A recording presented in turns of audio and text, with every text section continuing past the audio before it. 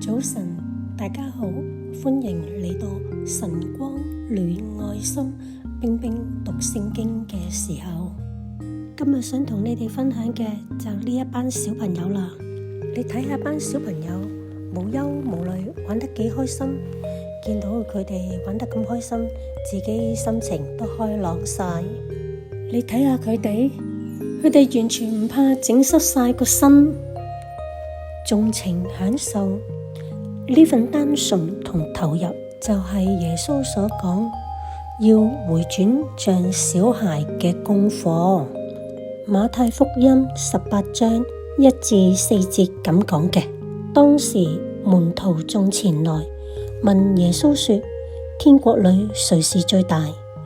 耶穌便叫一個小孩子來，使他站在他們當中，說：我實在告訴你們，你們若不回轉，變成小孩子的樣式，斷不得進天國。所以凡自己謙卑像這小孩子的，他在天國裏就是最大的。咁主耶穌要我哋回轉像小孩，究竟係點嘅呢？咁小朋友有乜嘢特質呢？原來小朋友佢哋有一份嘅謙卑、單純同信靠大人嘅心。單純小朋友真係好簡單，唔複雜，唔怕輸，亦都對人唔會有懷疑。至於謙卑，小朋友當做錯事嘅時候，願意接受大人嘅教導，願意去改，願意去認錯，唔爭唔鬧唔比較。信靠小朋友學行路嘅時候，需要大人拖住㗎，食嘢要大人為佢預備，遇到有危險嘅時候仲會拖實父母嘅手添。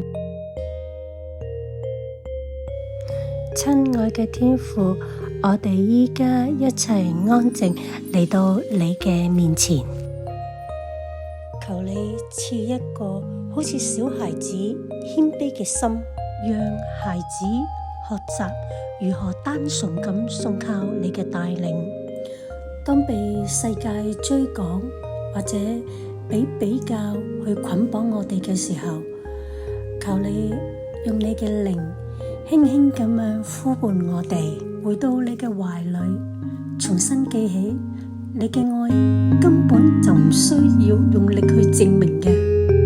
所以求你幫助我哋攞走我哋內心裏面驕傲同自我，讓我哋追求嘅唔係最大，係只想追求親近主你。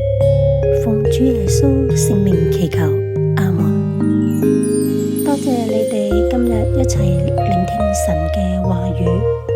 如果你喜歡呢條片，記得 like、share 同埋訂閱。我哋下次再一齊讀經禱告啦。願主祝福你哋，拜拜。